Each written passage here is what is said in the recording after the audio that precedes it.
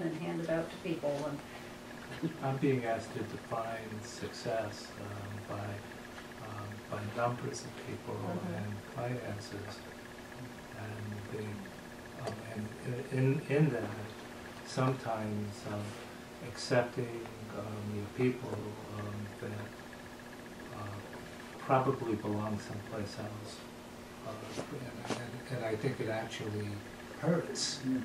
Not that as a and it hurts the people that you're accepting, probably too. Yeah, and it's causing a change that to me is unacceptable in terms of becoming more conservative. Well, I remember the big sign, big grail-shaped beacon that told me it was time to get out of the Episcopal boat. Was the church that was very important to me, where I felt active. We got a new rector, and one of the first things this new rector did was to institute this alpha. Oh. And I kind of hung around for a little while and participated, and I realized that this is marketing, and this has ceased to be about quality and has become quantity. This is just about getting more people in here, and it's no longer about enriching people and creating a quality spiritual experience. And I said, I can't do this anymore. Can't participate.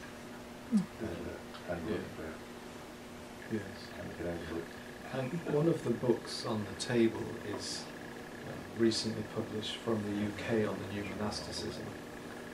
And one of my fears about it is that it's exactly that. It seems to be about church growth, and the new monasticism is the way to grow the church. And I think if it becomes that, then it will cease to be what we think of as new monasticism.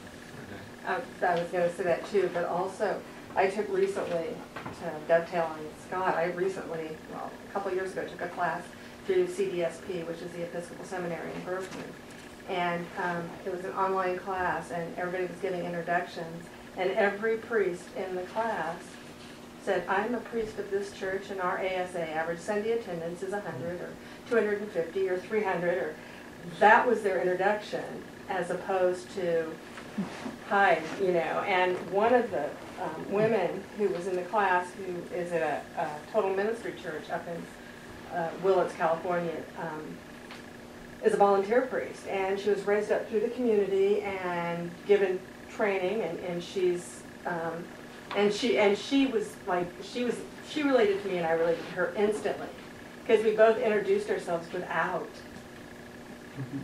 numbers. I mean, when did we start defining our success by numbers, I guess? And so just kind of repeating what everyone else says, and I hope that's not on the table. I think the term secular monasticism could be gravely misunderstood. When we talk about secular, I think of the business world and the models of business marketing and everything that's infected the church. Corporate, it's also true. The corporate culture infecting the church. I've got a question that's taking us a little different direction. And that is, this is the only community I'm in that is a virtual community by and large, except for this annual gathering. Where we're mostly connected over the, over electronics and the internet, and not a face-to-face community. And that is new. I'm not sure if it's part of the new monasticism, but is that distinctive about Lindisfarne?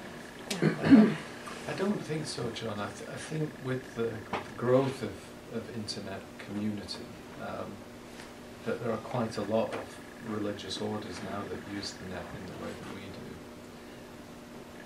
I personally resist the idea of virtual community, because for me virtual still means kind of not quite real. And it's used in the context of people who connect on a gaming site, right? We're a virtual community, but there is no real human connectedness. And I think what we are is we are a community, a dispersed community, I think is better than virtual. We're a dispersed community, and we use the technology and the internet as one of our primary means of communication with each other. Yeah, I think that's the only thing I would say. I would resist the virtual idea, because often that means not real, and you use an avatar rather than be a real person. And we had, in the early days of the net, and we got wise to it, people would present themselves as something, and then there was a few people that we met, and they were so unlike what they had presented as their kind of internet persona, that we kind of grew wise to that. So we're quite careful now in the way that when people contact us, to make sure that they are who they say they are. They're real people. It's a lot of, at least talking about the phone interactions, Yes. at least, if not face to Yeah. face. Yes. Yeah, and we're using Skype increasingly in our chat. Yeah. You know, even as dispersed as we are, a couple of years ago when I got sort of kicked out of the Episcopal Church, I put it on Fernet for prayer, and I got a call from Larry within minutes. I mean, so we're not, I mean, even though we're far away, we're connected. There's a deep connection there. And, yeah, that meant a lot to me, Larry, by the way. So, I don't think distance matters anymore.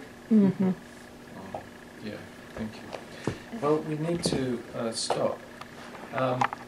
Keep your eye on the website, because we have, at this moment, had 99,852 hits, which means we will have 100,000 hits on the Lindisfarne website within the next day or two. Speaking of keeping numbers. Had to get numbers in somewhere. Right.